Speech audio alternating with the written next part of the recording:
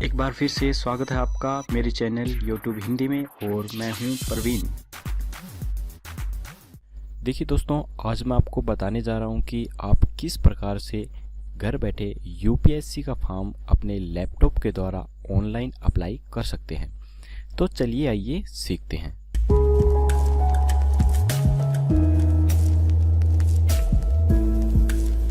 दोस्तों, सबसे पहले हमें जाना है अपने लैपटॉप के गूगल चार्म पे।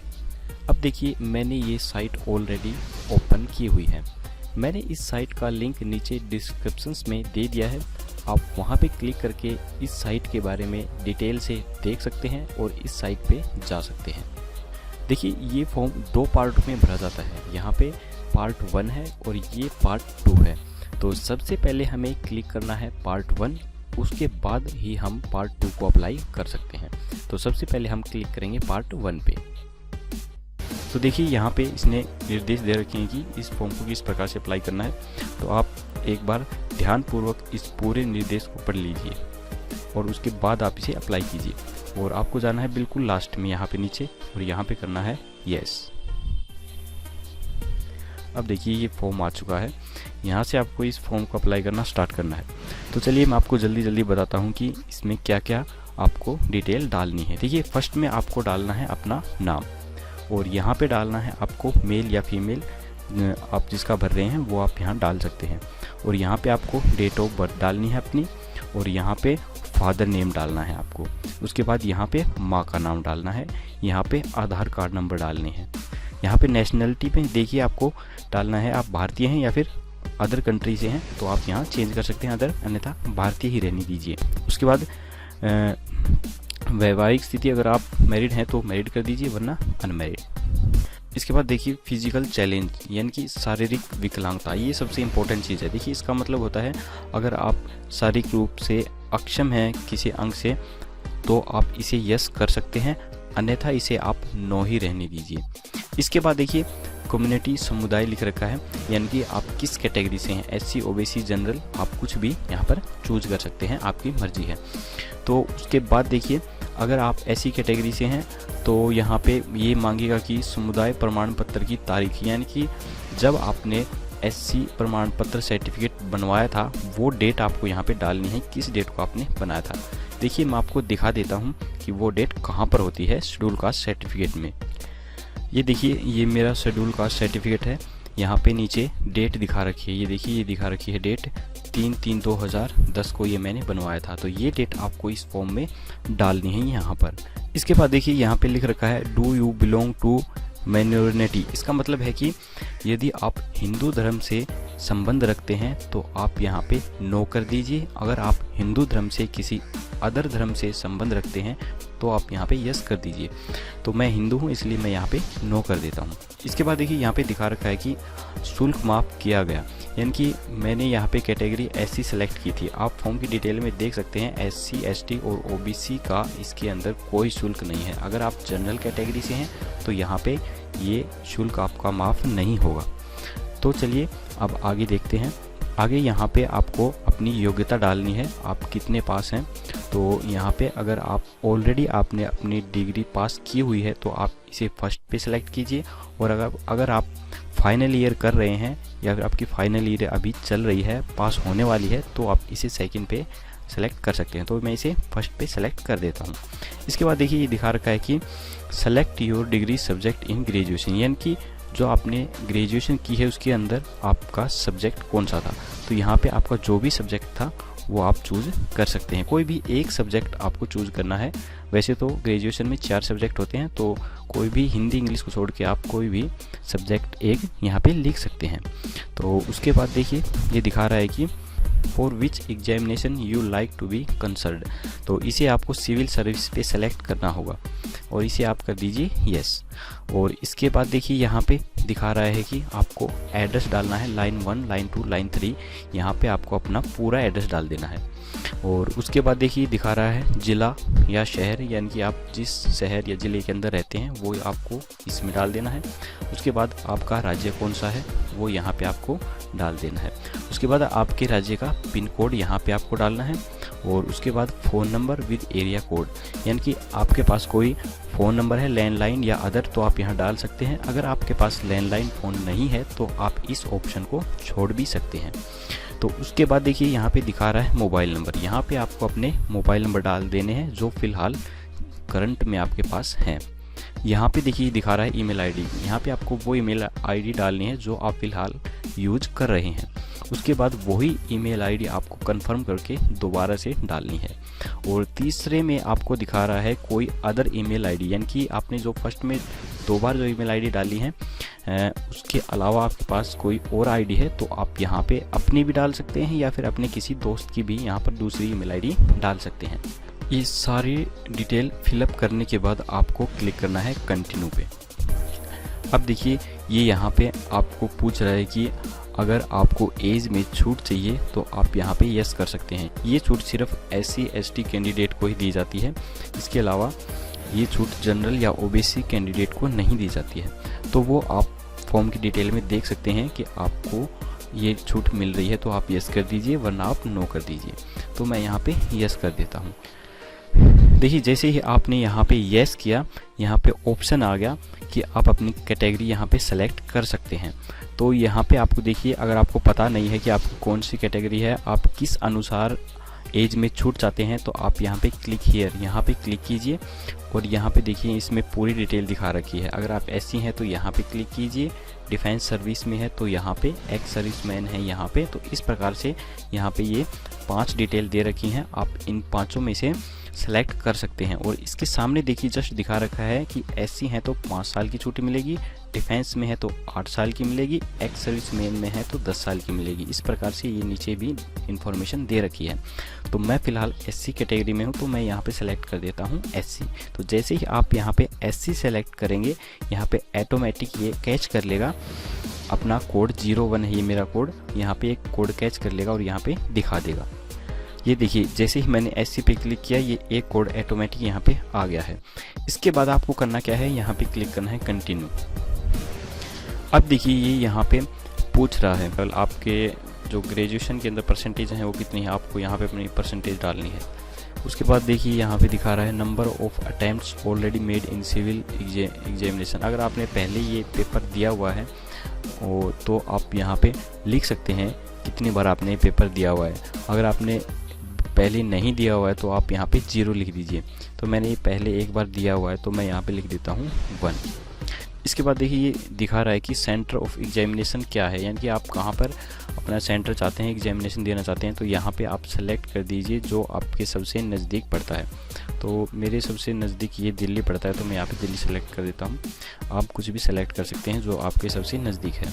तो उसके बाद देखिए 6ठे और 7वें पेपर के लिए विकल्प दिखा रहा है, यानी तो मैं यहाँ पे हिस्ट्री सेलेक्ट कर देता हूँ। इसके बाद देखिए ये दिखा रहा है कि पहले पेपर से 7वें पेपर की परीक्षा के लिए भाषा का माध्यम क्या होना चाहिए, वो आप भाषा यहाँ पर सेलेक्ट कर सकते हैं। तो मैं अधिकतर परीक्षाएं हिंदी मीडियम से ही देता हूँ तो मैं यहाँ पे हिंदी सेलेक्ट कर देता हूँ। आप अपनी मर्ज़ी से कोई भी भाषा सेलेक्ट कर सकते हैं जो आपको अच्छी लगती है। इस प्रकार से देखिए ये नीचे दिखा रहा है do you help from Arunachal Pradesh, यानी कि अगर आप अरुणाचल प्रदेश, मणिपुर, मेघालय, मिजोरम या अदर इन्हीं स्टेट से हैं तो आप यहाँ पे यस कर सकते हैं, अन्यथा इसे आप नो ही रहने दीजिए।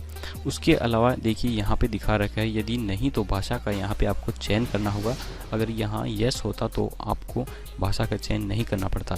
तो यहाँ पे दे रखा है कि यदि नहीं है तो आप भाषा का चयन कीजिए अपनी भाषा का। तो यहाँ पे आपको जो भाषा अच्छी लगती है आपको चयन कर सकते हैं।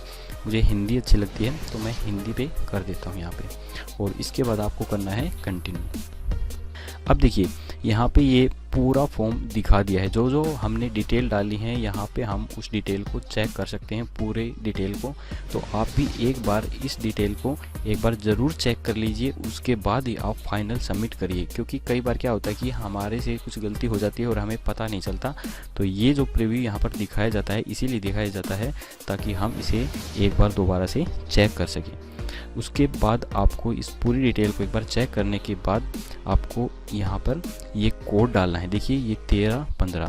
देखिए अगर आपने ये डिटेल चेक नहीं की और आपने ये डायरेक्ट सबमिट कर दिया तो बाद में आप अपनी गलती ठीक नहीं कर पाएंगे। इसलिए मेरी आपसे रिक्वेस्ट है कि आप ज़रूर एक बार इसे चेक कर लीजिए, उसके बाद ही आप इसे फाइनल सबमिट कीजिए। देखिए इसके बाद आपको करना क्या है, जो ये कोड दिखा रखा है 13-15, इस कोड को आपको यहाँ पे डालना है इसके अंदर। तो आप इसके अंदर इस कोड को डाल दीजिए। उसके बाद यहाँ पे आपको करना है आई एग्री, यहाँ पे क्लिक करना है। ओके, अब देखिए ये यहाँ पे दिखा रहा है रजिस्ट्रेशन नंबर, ऊपर जो फर्स्ट में दिखाया है ये आपका रजिस्ट्रेशन नंबर, और यहाँ पे आपकी बाकी जो डिटेल आपने फिल की थी अपने फॉर्म में वो दिखा रखी है। अब ये सबसे इम्पोर्टेंट चीज़ है, या तो आप एक कॉपी या पेन लेके इस रजिस्ट्रेशन नंबर को नोट करके रख लीजिए या इसे PDF फॉर्मेट में प्रिंट कर लीजिए। देखिए नीचे आप जाएंगे तो यहाँ पे एक ऑप्शन है प्रिंट स्लिप, आप इसे यहाँ पे क्लिक करके अपने लैपटॉप में सेव करके भी रख सकते हैं।